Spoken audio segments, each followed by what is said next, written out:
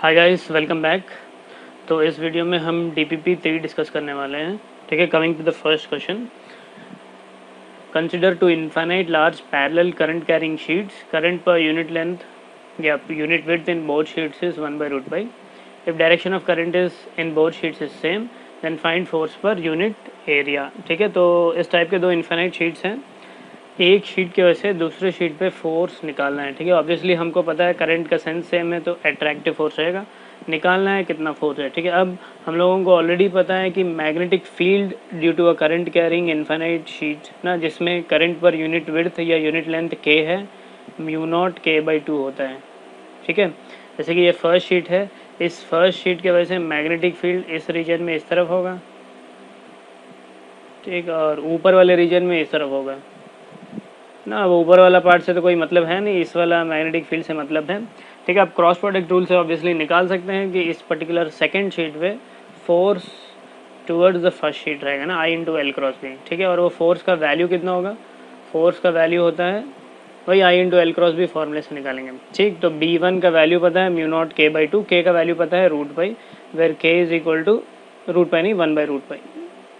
ठीक, तो अब क्या करेंगे, सेकेंड शीट का कुछ एलिमेंट मानना पड़ेगा। ये वाला एलिमेंट मैं मान ले रहा हूँ, dx विड्थ का एलिमेंट मान ले रहा हूँ, और अंदर की तरफ लेंथ l मान के चलते हैं ना, इनसाइड डायरेक्शन में लेंथ l मान लेते हैं। ठीक है, तो इस पर्टिकुलर एलिमेंट का एरिया क्या हो जाएगा? l इंटू डी एक्स होगा। ठीक है, एनीवे, तो b का वैल्यू पता है ऑलरेडी, μ0k/2। फोर्स जो है I into L cross B होता है, ILB, क्योंकि l और b तो परपेंडिकुलर है ही। तो फोर्स हो जाएगा, I किससे बराबर होगा?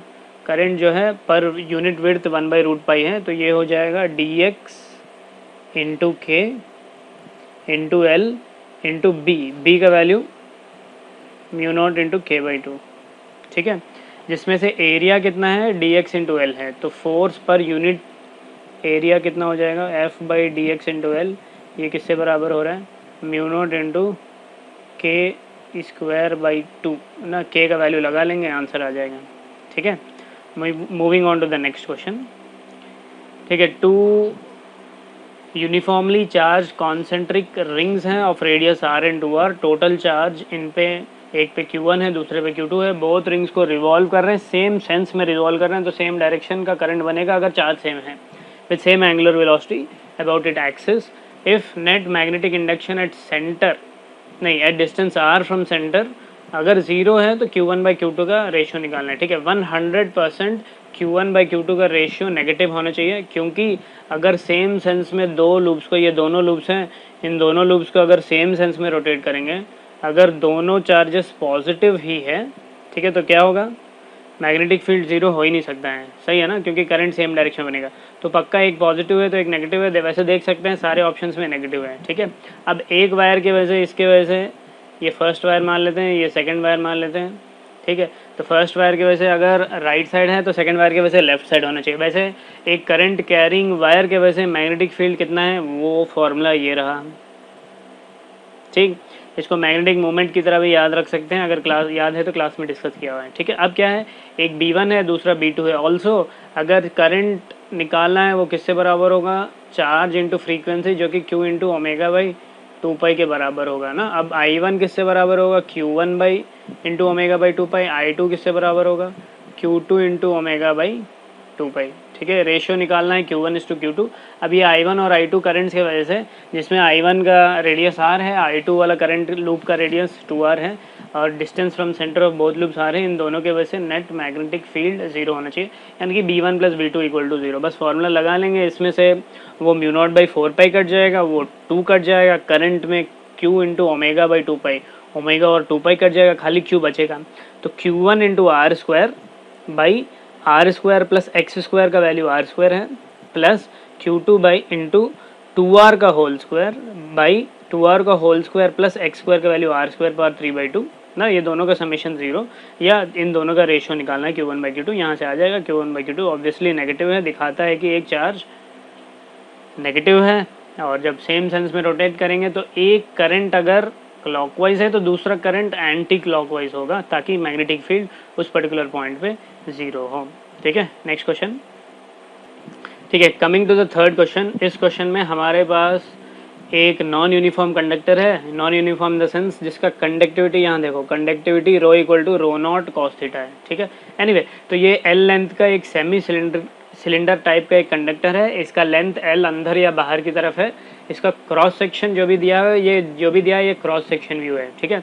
इसका थिकनेस टी है, T much less than R, और इसका जो लेंथ एल है ये रेडियस से वेरी वेरी लार्ज है, ठीक है। तो इसको ऑलमोस्ट एक इनफाइनाइट एलिमेंट, इनफाइनाइट कंडक्टर की तरह मान सकते हैं, लेकिन लेंथ एल दिया हुआ है, ठीक है।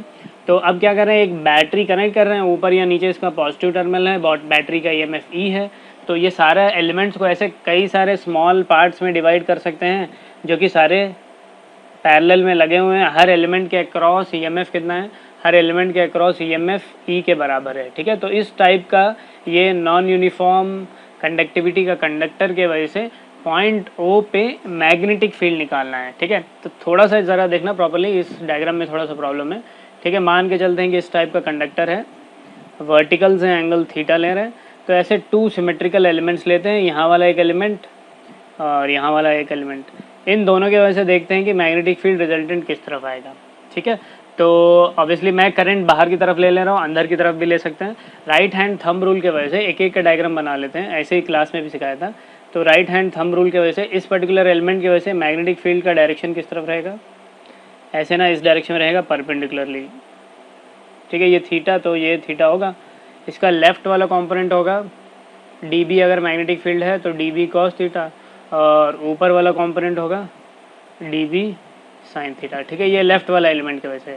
सिमिलरली सेम राइट वाला एलिमेंट अब कंसिडर करते हैं, राइट वाले एलिमेंट की वजह से सेम पर्टिकुलर पॉइंट ओ पे मैग्नेटिक फील्ड का डायरेक्शन निकालते हैं, फिर देखते हैं कि रिजल्टेंट किस तरफ आएगा, ठीक।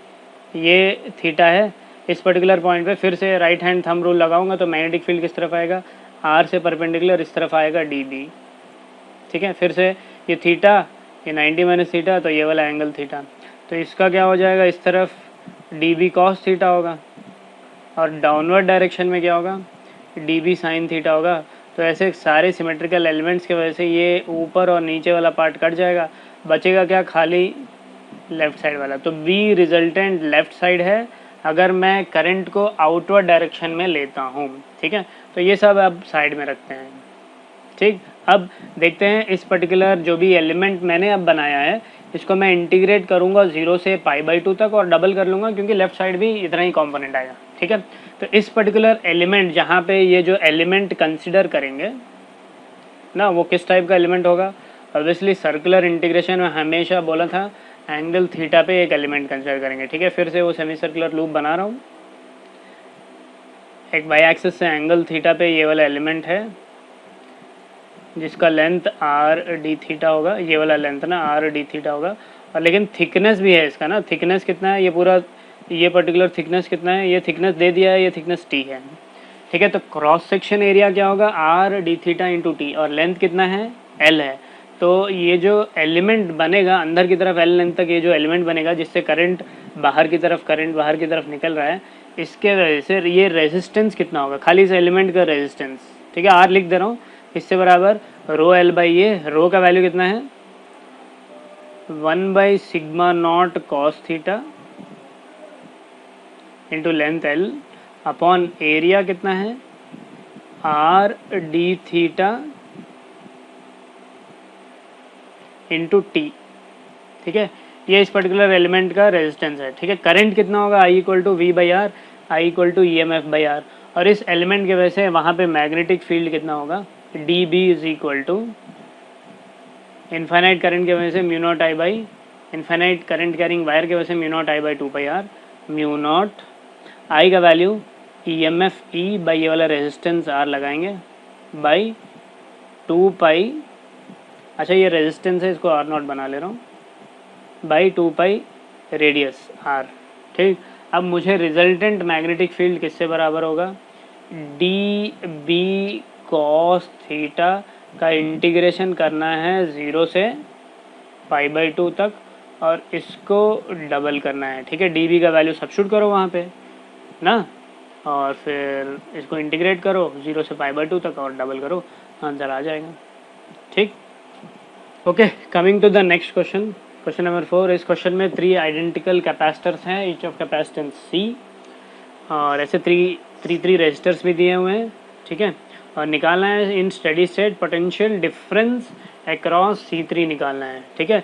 जैसे डायग्रामेटिकली मैंने बनाया है, ये पॉइंट, ये वाला पॉइंट 1, इसको 1 मान लेते हैं, V1 को V मान लेते हैं, तो ये पर्टिकुलर पॉइंट पे और ये पर्टिकुलर पॉइंट पे पोटेंशियल ऑब्वियसली ज़ीरो हो जाएगा। अच्छा, ऊपर वाला RRR से और नीचे वाला RRR से करंट कितना जाएगा स्टेडी स्टेट में, V/3R जाएगा। तो ये पॉइंट और ये पॉइंट पे पोटेंशियल कितना हो जाएगा, potential difference across this resistor कितना हो जाएगा, ये V/3 होगा। तो V में से V/3 हटा देंगे तो V2 कितना होगा, V1 को V लिया है तो V2 कितना होगा, V माइनस V/3 2V/3, ठीक है। सिमिलरली इस पर्टिकुलर पॉइंट को मैं 3 मान के चल रहा हूँ, तो पोटेंशियल एट V3 क्या होगा, एक और V/3 घटाओ इसके अक्रॉस, एक और V/3 घटाओ तो कितना हो जाएगा, 2V/3 minus V/3 V/3।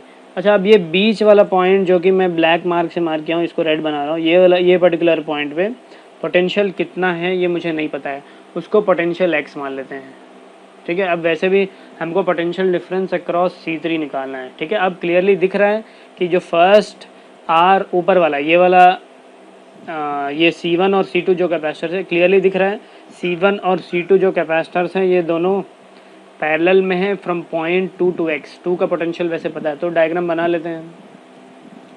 C1 ये C2 ये दोनों पैरेलल में है, ये पर्टिकुलर पॉइंट 2 है जिसका पोटेंशियल 2V/3 है और ये पॉइंट x है, और C3 जो है यहीं से लगा है ना, x से V/3 तक लगा हुआ है, ठीक है। ये पर्टिकुलर पॉइंट 3 है ना जिस पे पोटेंशियल V/3 हो जाएगा, ठीक है। अब निकालना क्या है, पोटेंशियल अक्रॉस दिस कैपेसिटर।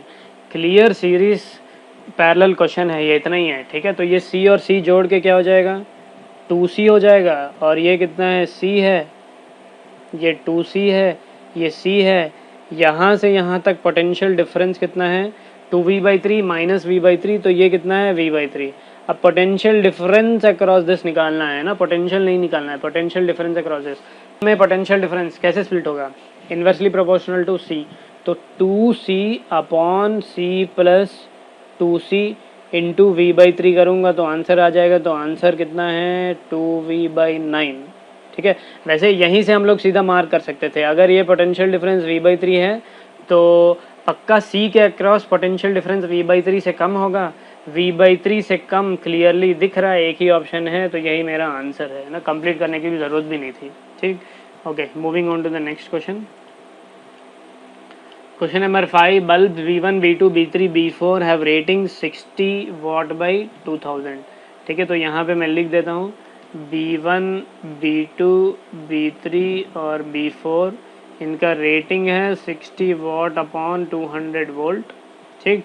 इसके वाला एक और रेजिस्टर है या वो बल्ब है B5 जिसका रेटिंग है 120 अपॉन 400 वाट, ठीक है। टोटल पावर कंजम्पशन निकालना है, B5 कितना है 120 वाट एट 400 वोल्ट है, सॉरी, राइट। तो इस सर्किट का टोटल पावर कंजम्पशन निकालना है, ठीक है। तो क्लियरली ये सर्किट में क्या है, B1 B2 सीरीज़ में है, और ये B1 प्लस B2 जो है B3 से B4 से और B5 से अलग अलग में ये सब पैरेलल में है, ठीक है। तो B3 का पावर कितना है, B3 का 600 वाट है तो वो 600 अब भी होगा, प्लस B4 का कितना होगा, पहले 600 था अब भी 660 होगा, सॉरी 600 नहीं 60 वाट होगा, प्लस B5 का कितना है, उसका रेटिंग क्या है 120 अपॉन 400, यानी कि उसका V²/R करेंगे तो कितना आएगा 120 आएगा, अगर V का वैल्यू 400 है। अब यहाँ पे V कितना है 200 है, यानी कि V/2 हुआ है, तो V/2 स्क्वायर अपॉन R करेंगे तो ऑब्वियसली 120/4 आएगा, तो ये कितना है, ये 30 वाट है, तो ये 30 वाट डाल लेना, ये B5 का है। अब बचा क्या, B1 प्लस B2 दोनों सीरीज़ में है, दोनों को ऐड करेंगे तो रेजिस्टेंस क्या हो जाएगा 2R हो जाएगा। अब एक एक का V²/R 200² कितना है 60 है, V²/2R कितना हो जाएगा 30 हो जाएगा, तो प्लस 30 कर लेता हूँ, तो यही आंसर है 60 + 60 + 60 180, राइट। बहुत सिंपल सा क्वेश्चन है, एडवांस लेवल का नहीं है ना, मेंस में आ सकता है, आया भी है इस टाइप का क्वेश्चन, ठीक है। Moving to the next question, question number 6, in an ideal cell of EMF 5 volt shown in the figure, gives a power of 10 watt. Find the powers consumed by resistors 2 ohm and 1 ohm. ठीक है, तो इस particular 5 वाट का power कितना दिया है, 10 वाट दिया है, तो इससे करंट फिर कितना होगा, obviously V equal to P equal to V I करेंगे, P equal to V I से I कितना आ जाएगा, P का वैल्यू 10 है, V का वैल्यू 5 है, तो I का वैल्यू 2 एम्पियर आ जाएगा। ठीक है, तो ये वाला 2, ठीक, ये 5 + 2 किससे जा रहा है, इसी से जाएगा, तो इससे कितना है 7 एम्पियर है ना।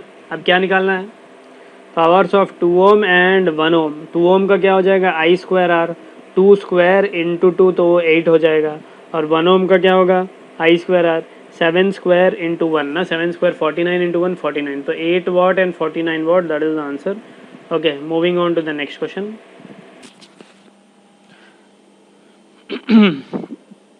Okay, coming to the 7th क्वेश्चन। इस क्वेश्चन में हमारे पास 4 रेसिस्टर्स हैं, 1 और 3 ओम दोनों पैरेलल में है, 2 और 4 भी पैरेलल में है, और 50 वाट बैटरी लगा है। ठीक है, इस पर्टिकुलर केस में स्टेडी स्टेट में निकालना है कि A to B चार्ज कितना है। ठीक, तो ऑब्वियसली A to B इतना चार्ज होगा कि पॉइंट A और पॉइंट B पे पोटेंशियल सेम हो जाए, और 1 और 3 और 2 और 4 दोनों पैरेलल हो जाए। ठीक है, तो ऐसे अज्यूम करते हैं कि करंट 1 एम्पियर में I1 है, और अगर 2 एम्पियर में I2 है, तो करंट A to B कितना हो जाएगा, ऑब्वियसली I1 माइनस I2 होगा यूजिंग जंक्शन लॉ। अब सीधा सीधा सर्क्यूट ऐसे बना लेते हैं, 1 ओम, ये 2 ओम, 1 ओम से एक 3 ओम पैरेलल में है, और ये 2 ओम से 4 ओम जो है पैरेलल में है, और 50 वाट बैटरी लगा हुआ है। ठीक है, तो करंट इसके थ्रू I1 निकाल लेते हैं, करंट इसके थ्रू I2 निकाल लेते हैं, और आंसर मेरा हो जाएगा I1 माइनस I2, बस इतना ही है। इस सर्क्यूट को ऐसे रिड्यूस कर लेते हैं, फिर I1 माइनस I2 निकालना है। ठीक है, और 1 और 3 अगर पैरेलल में है तो वो 3/4 होगा, प्लस 2 और 4 भी पैरेलल में है, ये कितना हो जाएगा 4 इंटू 2/4 + 2, 4 इंटू 2 8/4 + 2 6, तो 8/6 हो जाएगा। ठीक है, तो इसका इफेक्टिव रेजिस्टेंस हो जाएगा 24, एलसीएम ले लेते हैं।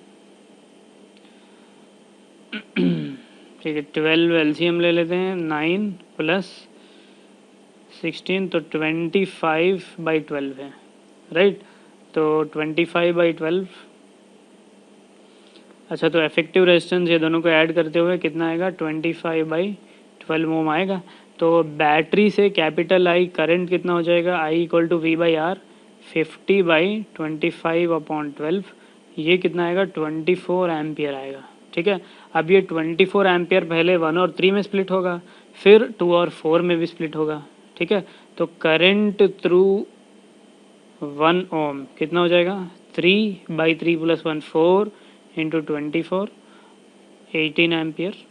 Current through the 2 ohm resistor कितना हो जाएगा, 2 और 4 ना पैरेलल में थे, तो 4/2 2 + 4 6 इंटू 24, ये हो जाएगा 16 एम्पियर। तो करंट थ्रू ए बी कितना हो जाएगा, I1 माइनस I2 ये देखा है, 18 - 16 2 एम्पियर करंट थ्रू I1 है, right, current through A B है। ओके, इस क्वेश्चन में हमारे पास 3 एमीटर्स हैं, A1 A2 A3, इनके थ्रू करंट निकालना है, ये आइडियल है। ठीक है, तो सेंटर वाला पॉइंट को मैं पॉइंट O मानता हूँ, और ये वाला पॉइंट को V1 पोटेंशियल मानता हूँ, तो ये भी V1 है और ये भी V1 है, राइट। क्लियरली बैटरी प्लस उसका इंटरनल रेजिस्टेंस O से V1 तक है। ठीक है, तो सर्क्यूट को अगर रीड्रॉ करेंगे तो ऐसे 4 वोल्ट और 1 ओम के 2 बैटरीज दोनों पैरेलल में, और उनसे एक और 3 वोल्ट का बैटरी पैरेलल में है जिसका इंटरनल रेजिस्टेंस 1 ओम है फिर से। ठीक है, अगर 4 वोल्ट से अगर मैं करंट को स्मॉल आई मानता हूँ, तो इस वाले 4 वोल्ट से भी स्मॉल आई होगा, और ये कंबाइंड 2I अंदर जाएगा 3 वोल्ट के थ्रू। ठीक है, तो अब क्योंकि सिमेट्री है, ये क्वेश्चन बहुत आसान हो गया।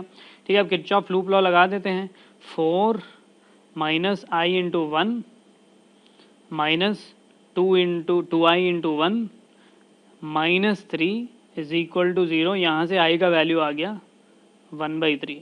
ठीक है, तो 4 वोल्ट और 4 वोल्ट से 1/3 है, और 3 वोल्ट के अंदर करंट जो है 2/3 जा रहा होगा। ठीक है, तो इसी डायग्राम पे मैं करंट रीड्रॉ कर रहा हूँ अब। ठीक है, इस पर्टिकुलर डायग्राम में करंट आउट ऑफ 4 वोल्ट ये 1/3 है, ये भी 1/3 है, और ये पूरा का पूरा कैसे जा रहा है, इसके थ्रू जा रहा है, ये 2/3 है, तो ऑब्वियसली करंट कैसे फ्लो कर रहा है, ये 1/3 ऐसे फ्लो करेगा, ये वाला 1/3 ऐसे फ्लो करेगा। ठीक है, अब बताओ क्लियरली, रीडिंग ऑफ A1 कितना है, 1/3 है, A3 भी 1/3 है, और A2 का रीडिंग क्या होगा, 0 होगा। No current passes through it due to symmetry. ये पॉइंट और ये पॉइंट बिल्कुल आइडेंटिकल पॉइंट्स हैं। ठीक है, moving on to the next question. अच्छा, इस 9th क्वेश्चन में हमारे पास ये सी और सी इस टाइप के कॉम्बिनेशन का एक कैपेसिटर है, रेजिस्टेंस आर है। पूछा है the time when the voltage across resistor drops to nearly 37% of the value just after SW is close. ठीक है, जैसे ही SW क्लोज करेंगे तो इनिशियल वोल्टेज अक्रॉस रजिस्टर क्या होगा, कंप्लीट ई होगा। अब ये कह रहा है कि ये 37% कब ड्रॉप हो जाएगा, नियरली ड्रॉप्स टू 37%, मतलब V से 0.37 V पोटेंशियल अक्रॉस रेजिस्टर हो जाना चाहिए। तो कैपेसिटर वाला पार्ट देखेंगे तो इनिशियल ये तीनों का कॉम्बिनेशन ना, जो कि C और C का C/2 और उससे C पैरेलल में है तो 3C/2 होगा। तो C इफेक्टिव क्या होगा, C इफेक्टिव 3C/2 है। ठीक है, तो हमारा टाइम कांस्टेंट क्या हो जाएगा, R C इफेक्टिव 3C/2। ठीक है, एनीवे तो सिंपल चार्जिंग वाला पार्ट है। अगर potential across the resistor V से 0.37 V हो गया है तो पोटेंशियल अक्रॉस दिस कॉम्बिनेशन कितना हो गया है, 0 से 0.63 हो गया है। तो सिंपल चार्जिंग वाला क्वेश्चन है। पोटेंशियल अगर 0.63 V हो जा रहा है 0 से, तो चार्ज कितना हो गया है, चार्जिंग भी कितना हो गया है, 67% कंप्लीट हो गया है। तो Q equal to Q0 into 1 minus E पर माइनस टी बाई टाउ में क्या लगाएंगे, Q0 का वैल्यू कुछ भी है, ये Q का वैल्यू कितना लगाएंगे, 0.363 Q0 लगा देंगे, E power minus T by tau.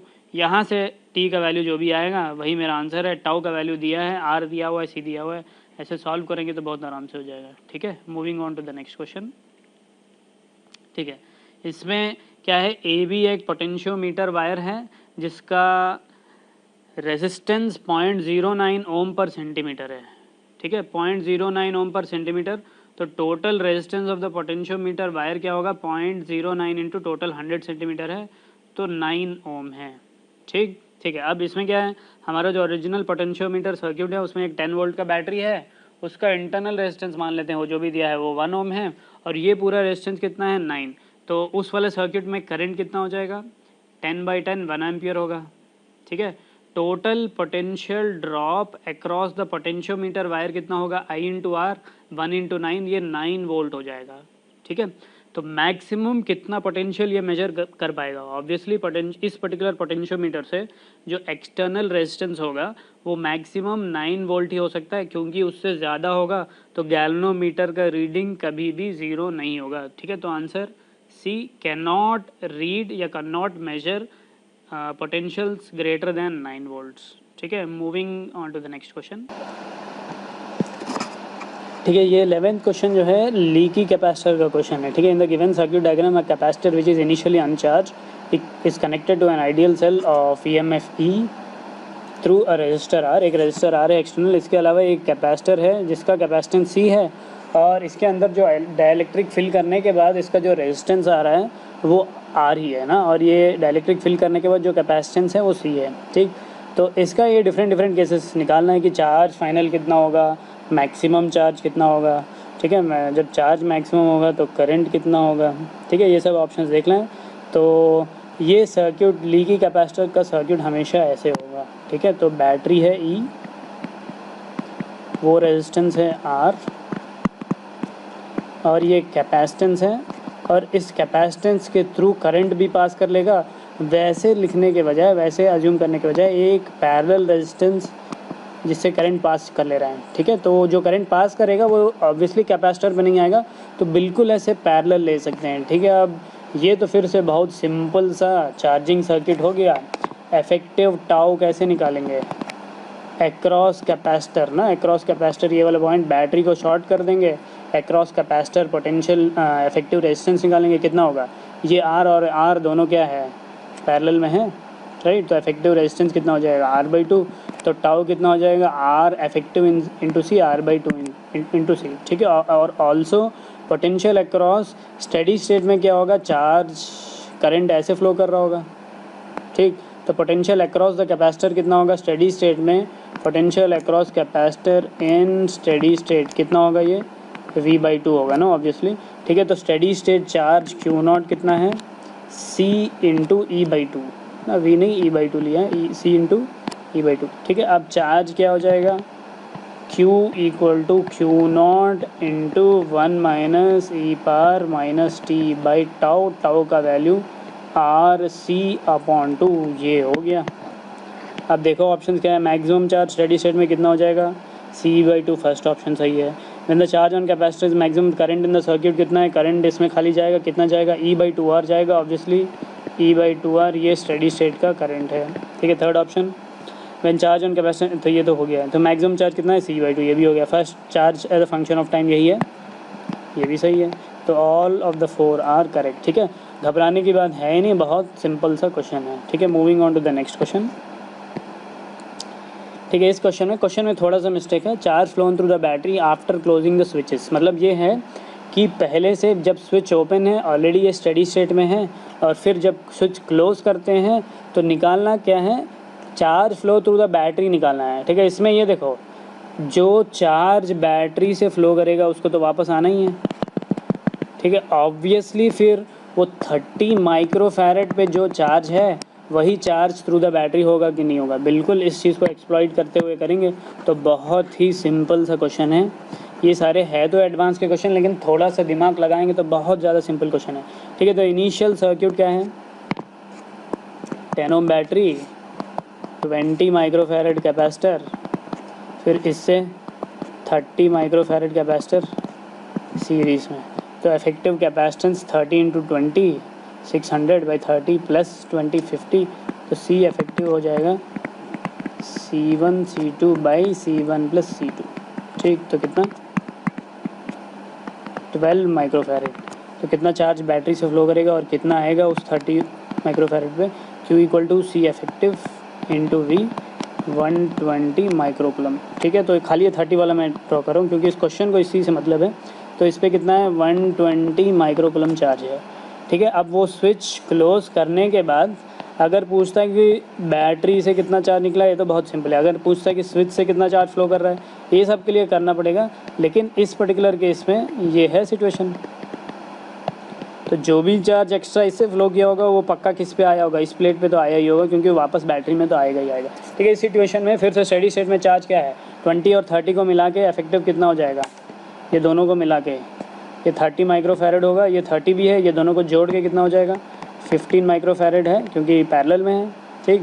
तो अब चार्ज कितना आएगा एक एक पे, Q इक्वल टू C भी कर लेंगे, 15 इंटू 10 150 माइक्रोकुलम है। इस पे अब चार्ज कितना है, 150 माइक्रोकुलम। तो डेल्टा Q कितना चार्ज आया है, 150 minus 120 30 microcoulomb, that is the answer 30 microcoulomb, ठीक है। Moving on to the next question, ठीक है। इस क्वेश्चन में क्या है, ये सिंपल सिमेट्री वाला क्वेश्चन है, जिसमें निकालना है electric current through the 400 ohm resistor, ठीक है। ऑब्वियसली इस जंक्शन का कोई मतलब है नहीं, ना ही ये 100 और 100 का कोई मतलब है, सिंपल सा ऐसे है, ये 50 ओम है और ये 400, और ये दोनों जोड़ के कितना हो जाएगा, ये भी 400, ऊपर 400, नीचे ये दोनों जोड़ के ये भी 400, और यहाँ पे 50 फिर से है, ठीक है। तो करंट इससे निकाल लेते हैं। इससे एक और चीज़ 100 और 100 पैरेलल में, उससे कोई मतलब नहीं है, ये 50 ओम, ये भी 50 ओम, और ये दोनों जोड़ के कितना हो जाएगा, 400 जोड़ के ये कितना हो जाएगा, 200। तो करंट कितना है through the battery, 1 I equal to V/R 120 by 50 plus 50 100 plus 200 300, right. तो ये करंट आ गया, ठीक है। तो करंट जो 400 से जाएगा इसका आधा होगा ऑब्वियसली, क्योंकि यहाँ पे इक्वली स्प्लिट होगा, तो इसका आधा यानी कि 60/300 मेरा आंसर है, 1/5.2 ampere. Moving on to the next question, 2 axial solenoids having current I1 and I2, number of turns N1 and N2। तो N1 I1 equal to N2 I2 दिया हुआ है क्वेश्चन में, N1 I1 equal to N2 I2 दिया हुआ है, right. तो obviously magnetic field दोनों के वजह से मैग्नीट्यूड में तो बराबर होगा, एक म्यू0 N1 I1 होगा, दूसरा म्यू0 N2 I2 होगा, ठीक है। लेकिन ये क्या दिया है, करंट दोनों के बीच में दोनों की वजह से करंट ऑपोजिट सेंस में है। द मैग्नेटिक एनर्जी स्टोर्ड पर यूनिट लेंथ इज, ठीक है, दिया है R2 ग्रेटर देन R1, ठीक है। तो एक बड़ा सा सोलेनॉइड है, इसके अंदर एक छोटा सा सोलेनॉइड है। बड़ा सा सोलेनॉइड की वजह से मैग्नेटिक फील्ड है, मान लेते हैं राइट साइड डायरेक्शन में है, तो छोटा वाला की वजह से लेफ़्ट साइड होगा। तो कहाँ पे मैग्नेटिक फील्ड बचे रहेगा? खाली वो बड़ा वाला मैग्नेटिक फील्ड में वो छोटा वाला रीजन हटा देंगे तो जो बचा हुआ रीजन रहेगा वहाँ पे रहेगा खाली, क्योंकि यहाँ पे ये छोटा वाला रीजन में क्या है, बाहर वाला के वजह से भी है, अंदर वाला की वजह से है, B1 माइनस B2 दोनों मैग्नीट्यूड में बराबर, तो ज़ीरो हो जाएगा, ठीक है। तो कितना एरिया में है मैग्नेटिक फील्ड? पाई R2 square minus R1 square, क्योंकि R2 ग्रेटर देन R1, ठीक है। अब क्या निकालना है? और इस रीजन में मैग्नेटिक फील्ड कितना होगा? B का वैल्यू या तो म्यू नॉट N1 I1 ले लो या म्यू नॉट N2 I2 ले लो, क्योंकि N1 I1 equal to N2 I2 है, इतना मैग्नेटिक फील्ड है, ठीक। अब बताओ एनर्जी डेंसिटी क्या है? 1/2 mu not B square, mu not N1 I1 का होल स्क्वायर, ठीक है, और इंटू डी वॉल्यूम, ये हो जाएगा pi R2 square minus R1 square into length L assume कर लेते हैं ये टोटल पोटेंशियल एनर्जी होगा। Potential energy per unit length क्या होगा? U/L कर लेंगे, तो 1/2 mu not into mu not का स्क्वायर, म्यू नॉट NI ऐसे ही रख दे रहा हूँ, तो whole square into pi R2 square minus R1 square. कौन सा ऑप्शन होगा? हाफ भी है और R2 square minus R1, obviously first option होगा, यही सही है, ठीक। Okay, moving on to the next question, ठीक है। इसमें क्या दिया है? 2 सेल्स दिए हुए हैं E1 और E2 लेस देन E1 दिया है, are joined as shown in the figure. The same potentiometer between X and Z, जब X एंड Z के बीच में लगाएंगे तो क्या है, E1 माइनस E2 मेजर करेगा, वो 100 सेंटीमीटर दे रहा है। और जब X और Y के बीच में, यानी कि खाली E1, वो कितना दे रहा है? बैलेंस लेंथ 300 सेंटीमीटर है, ठीक है। अब ये तो पता ही है कि जो EMF होता है वो किससे बराबर है? अगर पोटेंशियोमीटर वाला पार्ट याद है तो पोटेंशियल ग्रेडियंट इनटू लेंथ होता है, ठीक है। तो E1/E2 इक्वल टू L1/L2 लिखते हैं, वही है बिल्कुल। E1 कितना है? वो तो E1 ही है। E2 कितना है? E1 माइनस E2 है। L1 कितना है? 300 है। L2 कितना है? 100 है। यहाँ से क्या निकालना है? E1/E2 का रेशियो निकालना है, E2/E1 का रेशियो निकालना है, वो आ जाएगा 2/3 आएगा, ठीक है। वही आंसर है। Moving on to the next question.